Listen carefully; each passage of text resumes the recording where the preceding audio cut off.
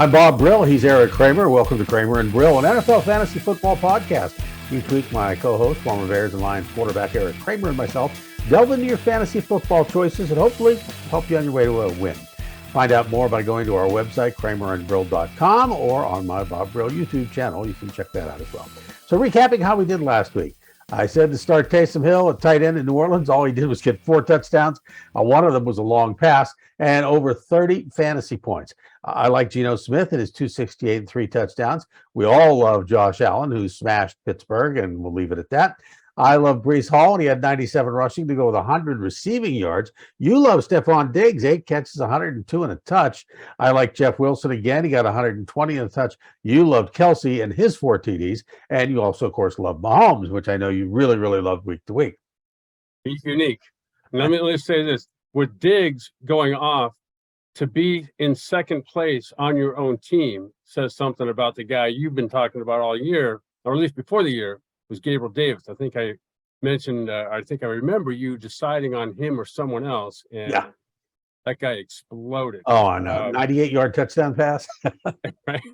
Yeah, the guy that throws him the balls, he's not bad either. No. And I think you nailed it on Aaron Rodgers anyway, in terms of what he didn't do so far this year and had that big breakout game, although I still think he's a great quarterback. But you're right. Mahomes-Kelsey combination is alive and well in KC.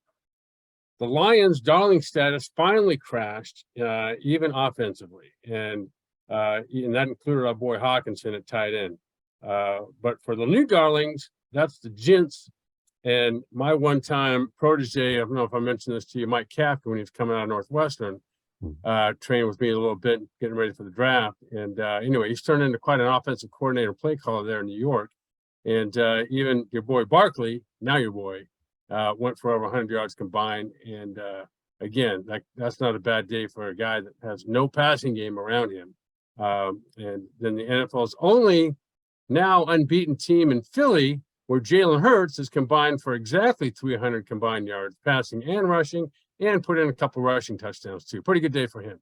Yeah, it was a wild, wild day. I mean, who thought the Eagles, right? 5-0, and the Giants. Not me after the way they ended last year, where it looked like Hurts was having all kinds of issues throwing the ball. Well, this week saw the Panthers head coach Matt Rule get fired after a 1-4 start. Rashard Penny out for the season with a broken leg. Josh Rosen cut by Cleveland. I know that doesn't say much, but he is a named quarterback. Baker Mayfield with a high ankle sprain, he's out. Ty Chandler running the running back broke a thumb. With Penny out for the season, you really got to look at Kenny Walker and DJ Dallas to get action on the waiver wire this week. And it looks like the NFL and the PA have come closer. They haven't solved it yet, but they're coming closer to solving the concussion situation post the Tua disaster. Yeah, and the 2 points that are 2 plays, I guess I should say, that I want to talk about were the 2 what were called roughing the passer penalties, which really weren't. So one being Grady Jarrett with the Falcons, swinging down Tom Terrific, or whatever the hell people call him these days, What a blown call that was. Whatever, was not roughing the passer penalty. And then the one that was killing me was the Chris Jones, where he comes around, actually takes the ball, becomes a ball carrier. How do you become a ball carrier and roughing the passer, which by that time, Carr wasn't a passer, he was a defender. So the NFL, to me, has to start with, like they were talking about, this has to become part of the replay process. Because if you're going to review everything else, how could you not review this? Which is, it's coming down to, like, it really questions, I think, for fans and players alike, it questions the integrity of the organizing body, which is the NFL. You know, on the Brady call, it was like, if you read the rule book, that's not roughing the passer. I mean, there was nothing no intention there at all. And the talk, I think, this week, a lot of folks talking about how, Brady's always talking to the refs and that kind of stuff. And, it's Brady, and he gets a little extra leeway or something, but it was just ridiculous. I mean, when you tackle a guy, legitimate tackle, then you roll over. And Tom was on top. So it was ridiculous. He's one of the 22 guys out there. Means you're fair game. Yep. So let's get right to the games. First of all, this is the first bye week, and the teams which are on a bye this week are the Lions, the Texans, the Raiders, and the Titans. So if you have teams or you have guys on those teams, you got to sit them. They're gone. Thursday night, Washington at the Bears. Now, this looks like another snoozer, and you have to wonder if Amazon got taken for its billions by the NFL. Every game this first season of Amazon Prime Thursday has been a real snoozer. Carson Wentz had a decent fantasy stats day, but he still sucks. And Gibson has not gotten on track, so I'm staying away from anyone here, although I do like the Bears Montgomery on this one. I love Montgomery, too. I thought you'd never get to that. This guy, I love the way he plays. He even entered the game catching a receiver screen pass and took that for a quick 30 yards. So he's becoming part of the passing game as well. I just love the way this guy finishes everything he does. And against this Commanders defense, he's a must start if you've got him. And I can't say enough, because the running game they're so committed to in Chicago. And Justin Fields, who's a good running part of that too, is part of the reason why Montgomery and Khalil Herbert are so good. Sunday, we got the Niners at the Falcons. Niners have come alive with Jimmy G at the helm and some good receivers, plus Jeff Wilson, who's off the charts. I'm not sold on Tevin Coleman, who actually scored a couple of touchdowns this week. So I'm not saying go out and get him. Not much to recommend in Atlanta either. Yeah, the Niners' recipe for wins is now their suffocating defense, an elite running game, as you mentioned now with Jeff Wilson, who's now the guy, I think, in my opinion, and yours. And finally, good decision-making and accurate passing by the quarterback, Garoppolo. So when it comes to fantasy picks, I'll still stick with the big two there in San Francisco, Samuel and Kittle. And now I think I'd add Jeff Wilson. Patriots and Browns. Are the Patriots really 5-0 without their number one quarterback? Yes. And who is Bailey Zappi or Bailey Zappi? Yeah, you got it right. Yeah, I don't know, but I do know he'll be a hot commodity on the waiver wire this week. Ramondre Stevenson is the RB flavor of the week in Boston after his 161 rushing. Hunter Henry also looks like a good play this week as well. Browns runners are strong, of course, and you can add Amari Cooper to your flex list, while David Njoku has become a weekly start at tight end. Before anybody gets too hyped on New England's offense, remember that was Detroit's defense that was already deplorable that they hammered. But if there's one guy in New England I'd consider starting, it'd be Jacoby Myers. And not because he's a fellow Wolfpacker, but because the guy is actually solid. He's turning into Zappy's favorite target. And whether it's Zappy at quarterback or whoever else they got, I think, to me, Jacoby Myers over these last couple of years has proved himself pretty well. Jets and Packers. Jets playing like a real football team, except for Breece Hall. There are no real fantasy starters here. Packers, Aaron Jones is solid, but don't go overboard on Randall Cobb, because he did get targeted for 7 catches and 99 yards. You won't see that week to week, and you know my stance on Aaron Rodgers, so we'll just leave that one. I do know your stance. When I'm still opposed, I still think he's a guy to start, because you don't want to be sitting him on a day or trading him when he goes off, when he's going to go off like 4 consecutive weeks. And if you've got him, I think if you have him, you had to draft him high, so you got to play him. Right. He's still a great quarterback. Lazard and Tanya, though, those two have to step it up and become more consistent. I do like Rodgers, though, to get back on track. I think he'll have at least 3 touchdown passing. Aaron Jones is the guy that I think is going to have combined over 100 yards and a touchdown himself. Jaguars Colts, Trevor Lawrence, reliable, if not spectacular, while Marvin Jones was both. So with 104 yards on 7 catches, I'd figure he'd be good for that again this week against the Colts. I like Colts players as possible flex plays, with the exception of Pittman, who is a weekly start. The flex options are Alec Pierce, Deion Jackson, who's a hot commodity on the waiver wire this week, and Philip Lindsay. With the season going as bad as it is for Indy, the guy in Jacksonville I'd consider as a flex this week would be Travis Etienne. Against Houston, he combined for rushing and receiving for over 100 yards. And so between these two teams, there's one guy I'd recommend and that's Etienne as a flex player. Vikings Dolphins, no bad place for fantasy in Minnesota. Starters are strong. Options for at least flex are all good. The Dolphins are pretty much limited to Mostert and Hill. Skylar Thompson may be a waiver wire commodity this week with a flyer for 2 quarterback leagues, especially because you had the situation with Teddy Bridgewater having his issues as well. Hey, the Vikings are not only off to a 4-1 start, they are really good offensively. Cousins is solid, very solid. Justin Jefferson had 10 catches at halftime. His emergence over this last couple years has really relegated Thielen to a solid role player. Delvin Cook ran well. As for the Dolphins, their hot start has now fizzled with Tua no longer playing, and he has no timetable for return. And just out of curiosity, who is Skylar Thompson, and where did he go to college? Exactly. You have any idea? I have no idea. Same with Zap. We got a bunch of guys out there. And then there's Cooper Rush, who is actually playing super well. All these guys were backups. It kind of speaks well for the possibilities of the future of a guy named Mason Rudolph, who's the third string quarterback. I knew it had to come back to the Steelers somewhere. Bengals Saints. Bengals can't get off the snide. Bro is a start, but not a number one option anymore just yet. Well, Chase, Mixon, and Hurst are all good to go. Keep an eye on Higgins' injury, though. Saints, Taysom Hill. Now, my weekly starter at tight end, no matter who else I have, because I can always move him to flex.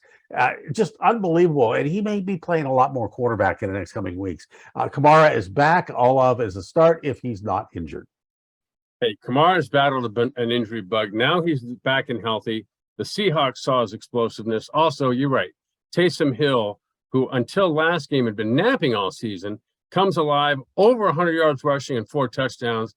So if you like, I'd start him. If I have him, either one of them I'd start. And the Bengals and Burrow are somehow just existing offensively. There's really nothing going on there. So I see the Saints, who all at once had replaced both their head coach and quarterback from last year, scrapping together to get this win. Ravens and Giants. Okay, you sold me. Saquon Barkley is back. He's being for real, and the league's number one running back along with Chubb. I just wasn't too sure coming off the injuries and everything, but he is there. You sold me on that. Darius Slayton is ready as well. The Ravens, after Jackson, I like Duvernay. Duvernay? I think that's how you pronounce it. And I like, of course, Andrews, and I like Isaiah Likely as an option as well. Yeah, along with all the other fantasy owners who have him. Yeah, along with every other fantasy owner who's been playing Barkley, by the way, every game anyway. You got to play him this game, especially against the Ravens, who, hard to say this, but one of the league's worst defenses. Lamar Jackson's clearly a start, as is Andrews. And in this game, it's those three. That's it. Buccaneers and Steelers. Whew, wow, I can no longer recommend Najee Harris as more than a flex. Well, I do see Jalen Warren as a flex as well. Deontay Johnson has fallen off, as have Claypool and Freiermuth, who may be out due to concussion. But the guy you have to start is George Pickens. Unbelievable. Kenny Pickett seems to like him, and a lot. And he's going to get targeted, and he's a tremendous receiver. So no fear starting him as a wide receiver at all. Pickett is a good buy option this week and a solid player in dynasty leagues. Bucks, Fournette for volume, and from Brady, I like receivers Godwin, Evans, and Cade Otton, and Russell Gage as an option. I'm with you on Pickens. Despite Pickens' newness, Pickens is Pickett's best option in Pittsburgh. That was fun to say. And for the Bucks, in addition to rushing volume, how about Fournette for receiving volume?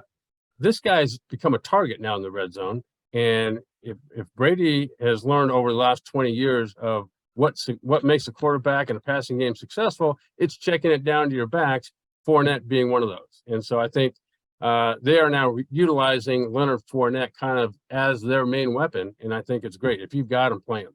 I got to ask you, as a quarterback, did you ever slug a defensive lineman? No, I I did get into it one time with the Bears, a defensive lineman at halftime. Yeah. He could have squashed me like a grape, but what he said to me was what he said to the offense to me was out of line. Yeah. Well, I know it was the last play of the game or one of the last plays of the game for Kenny Pickens, but it was kind of funny. It was like, get off me, boom, and he pushed it. And I know Tom was asked about it after. He said, appropriate. Yeah, right. Yeah. Good thing it was last. And the two guys hugged afterwards. I guess they know each other. And so then I saw an article after that saying, yeah, they're brothers and everything's cool. So Panthers, Rams. Panthers get their first shot with a new head coach for an away game in LA. But after McCaffrey and DJ Moore, there's nothing to like here. Although PJ Walker will be a commodity on the waiver wire this week with Mayfield out, because it looks like PJ Walker is going to be the starting quarterback. Another one of those, who? Now, if you're out of the running in your league, he might be a 1 week shot to take a chance on. Rams should look better than they have been. Stafford remains solid with Kupp, but even with 10 targets, I'm not so sure Higbee is number one tight end. Cam Akers is due, so I'm saying take a chance on him this week. I could regret saying this, but I wouldn't start any player on either team here. Whoa, The Rams are consistently not operating. Like, if they were my surgeon, I'd get a second and a third opinion. And the offensive, predators in this case, which would be the Panthers, have been very docile to this point, and I don't think it's going to get better. Cardinals and Seahawks. Cardinals, Murray, Brown, and Ertz are all plays. Connor is fighting an injury, so I'd sit him again. Seahawks with Geno Smith in the driver's seat. Metcalf is a definite play. Kenneth Walker is the key running back this weekend. I like DJ Dallas, who's going to spell him, and he's usually available in almost everybody's league. Tyler Lockett will play an even bigger role. All starts for me. Geno Smith has really proved himself to be a good decision maker, accurate at times, and so I like Tyler Lockett. I know you're enamored with Metcalf, but I just think overall Lockett's a better receiver. And you're right, though. Walker's becoming a force running the football. And defensively, the Cardinals can't stop anybody. As for the Cardinals, I think they're going to fall far enough behind in the second half where they're going to open up the unique play of Kyler Murray. And that means Marquise Brown's going to be on the receiving end of some of those. And I just think it brings Murray, to me, it allows him to do what he's designed to do, which is run and throw. You don't see them designing many plays for him running the ball anymore, which I don't know why, because this guy's such a weapon. But anyway, I like Geno Smith. I like what you've said about him so far. The Seahawks, I think, are exploding. Bills and Chiefs. Gabriel Davis, as you mentioned earlier, turned into the man and number one wide receiver. Plus Cook will see some action, but only as a last-ditch flex due to bye week concerns if you have them. Chiefs, keep an eye on Juju. He's fighting a hammy. Kelsey still the top pick. Smith-Schuster was solid with 8 targets playing through a hamstring issue. Should be solid this week. Not so sure about Davis becoming that wide receiver one just yet. He did have one great game, but I think Diggs is still the guy there in Buffalo. And as far as the man goes, that's Josh Allen. He can do pretty much anything he wants to do. I think he along with Lamar Jackson and what's becoming Jalen Hurts' new game, I think the three of those guys are probably the best dual threat quarterbacks going. And I think, like you said, in KC, it is Kelsey. And they look for ways multiple ways to get him the ball, which means the other people in that passing game have now become great either decoys or blockers to get him in the end zone. And I think it's an exciting thing because you've got a great quarterback, a great play caller, and one of the league's best tight ends, receiving tight ends in Kelsey. I think it's awesome. Cowboys Eagles. Who would have thought the Eagles would be 5-0? Hurts is putting the hurt on everyone. So along with Devonta Smith and Dallas Goedert, I'm good here. A.J. Brown should also have a good game. Dallas running backs are both supplemental now, with Zeke and Pollard sharing the load. It says here to start either one, maybe a flex play, but possible in your RB slots due to the lack of solid backs in the league. Just aren't enough out there. And CeeDee Lamb is good as well. How about this showdown? Two of the top NFL teams so far, Dallas and Philly, against this Dallas D. Sunday night. All right. I love it. I mean, against this Dallas D, I expect Hurts to still put up Lamar Jackson and Josh Allen type numbers. If he comes through, that's a message to everyone. As far as the MVP voting goes, this guy's legit. I love Goddard and Smith also. As for Dallas, Cooper Rush, like we had mentioned before, he's still playing well, and I think has become a legitimate backup point guard, so to speak, there in Dallas. Anytime someone's open, he's getting them the ball on time and accurately. Didn't throw for great numbers last year, but that's not what they need. And we also know that Pollard is miles ahead of Elliott, but unfortunately for Tony, Zeke's got the contract and Pollard doesn't.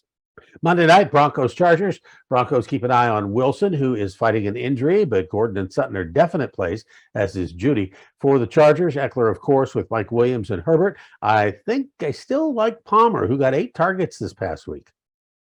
Well, for me, Denver's got one fantasy star, and that's Cortland Sutton. He comes through every week. And for the Chargers, I hope people have been paying attention because Austin Eckler has been doing not only as a runner, but as a receiver too. But he's been doing that his whole career. So if you haven't been paying attention, just watch this game. Watch the guy go off. Herbert's a star, obviously. Williams is solid, but I think when they get Keenan Allen back, watch out. But Eckler's the guy right now. And there you have it, another edition of Kramer and Brill. Find out more by going to our website, kramerandbrill.com, or on my Bob Brill YouTube channel. For my friend and colleague Eric Kramer, I'm Bob Brill. We'll see you next time.